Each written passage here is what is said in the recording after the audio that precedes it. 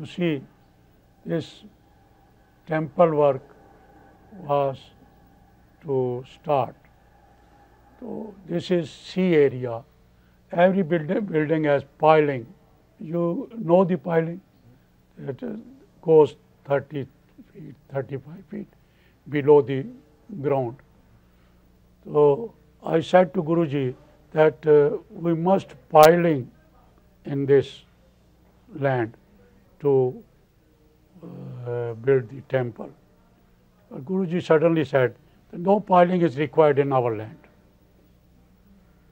After that, we called the soil specialist who test the soil, and he also given the report, the piling is must required for this land. Then we called another engineer. He also said the piling is must required. He also discussed with Guruji, but Guruji said no, piling is not required in our land. So Guruji said, you can test the soil by a boring machine. So I called one boring wala. When the boring went 5 feet, the boring book cannot pull out. So then Guruji said, you dig the land. And we dig the land, and you see the sand and the stone just melt up and put a very hard stone. Then I called that soil testing engineer, that he said, you can build 8-story building here, no fear, no dangerous. When I took the darshan of Radha Ras Bihari, Madhuvisa told me that just now Prabhupada ji came from America, so you can take darshan from him. So he took me to Prabhupada, and I take darshan of Prabhupada. And Prabhupada questioned to me that, what are you working? I told, as Prabhu, I am getting up early in the morning, taking 1 cup of tea, and then go to bathroom, and that to my business. Then Prabhupada ji suddenly said that what is difference between you and a pig? He is also eating, he has a children, and just like you, but you are not chanting Mahamantra or Krishna name.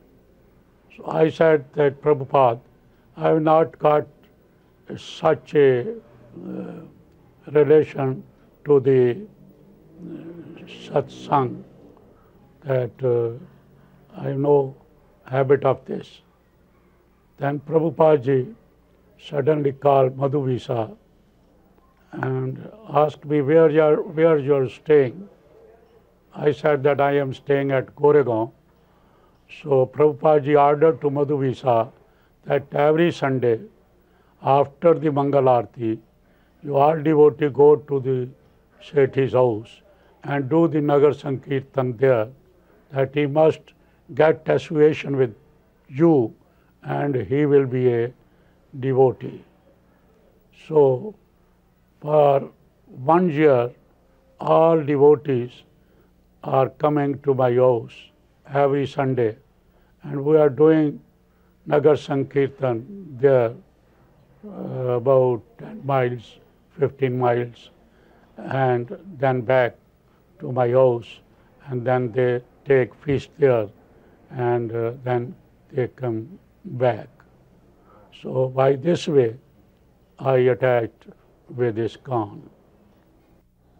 I would always make sure, because Pishima trained me like this, that I would always stay very quiet and distant from Srila Prabhupada so I wouldn't disturb him, because so much of the time we would be in direct contact with Srila Prabhupada in his house, doing the cleaning, doing the cooking, bringing him so many things, making his medicines. So I learned to never disturb Prabhupada in any way. But I saw that a lot of the other devotees, they were able to act in a very open manner with Prabhupada and were always asking him questions and looked like they were joking with him. So I started to think, well, these devotees, they're so much more advanced than me because they get to have a closer relationship with Prabhupada. And I'm such a fool. Here I am, never asking Prabhupada any questions, just doing my service and being very careful not to talk to Prabhupada. So maybe I should start being more friendly with Srila Prabhupada.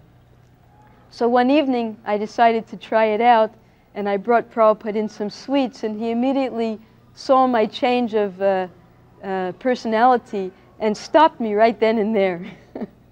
So the next evening, I knew that I had done the wrong thing, and Prabhupada also let me know immediately that I shouldn't change my mode of service. So the next evening, Prabhupada was sitting in his room with Bhagaji and another god sister, and Prabhupada started talking to them, and he was telling them that he liked my service because I was always silent and hardworking. So Bhagaji immediately came out after talking to Prabhupada. He came here to the kitchen and he repeated to me what Prabhupada had said, not knowing the plan of action I had tried the night before. So Prabhupada was letting me know through Bhagaji that he appreciated more the fact that I was silent and hardworking in my service instead of trying to become too artificially affectionate with Prabhupada. So by then it is 1975. He asked me, now you learned so many things, you should go around the world and preach. I said, yes, I'll go. Then I tried to make my passport. Then in the passport required the father name, and I don't know who is supposed to be my father. So I didn't bother. So after a month, Prabhupada asked, you are still here. You should go and preach. I said, I'm not getting my passport. He said, why you're not getting your passport? I said, they required my father's name. He said, bring that form. So Aditya was there for secretary typing. She has a form. She typed the whole thing. He said, here, write my name as A.C. Bhaktivedanta Swami Prabhupada as your father. And he signed and sealed. And he said, go get your passport. So I went to SETI. He arranged the passport in 2 days. On 3rd day, I was on the flight to travel the world. Then I think Brahmananda asked him, or Bhagavan, he asked him, Prabhupada, why did you put his name why did you put your name as his father? He said, because I put my father's name as my guru's name in my passport. In Prabhupada's passport, his guru's name was as his father. So he can do that. I did to him. So okay, I accepted. Ever since I have all documents, my father's name is Prabhupada. In my driving license and passport and property, anything we do it. So I sit here, and Guruji was sitting here, and Guruji said so many Gita shloka, and why are you weeping? Death is nothing.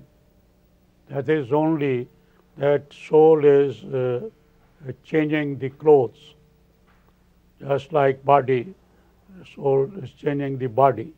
Death is nothing. Why you are weeping for that?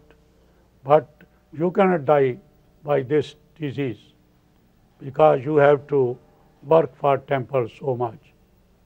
So I said that doctor says that if you pull out your patas from the neck and the chest, you will be die.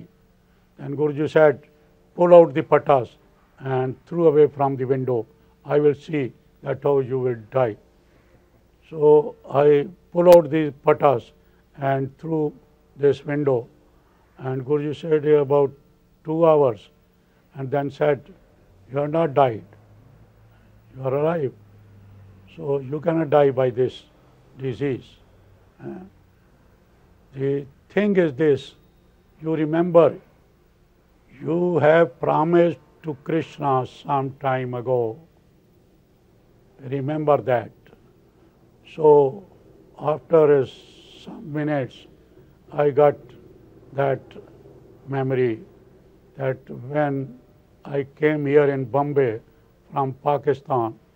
So I was no house to live. I have no money to work.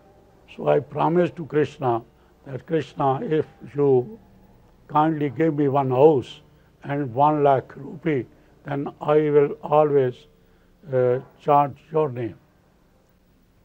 And I said to Guruji, yes, I remember this promise I done to Krishna.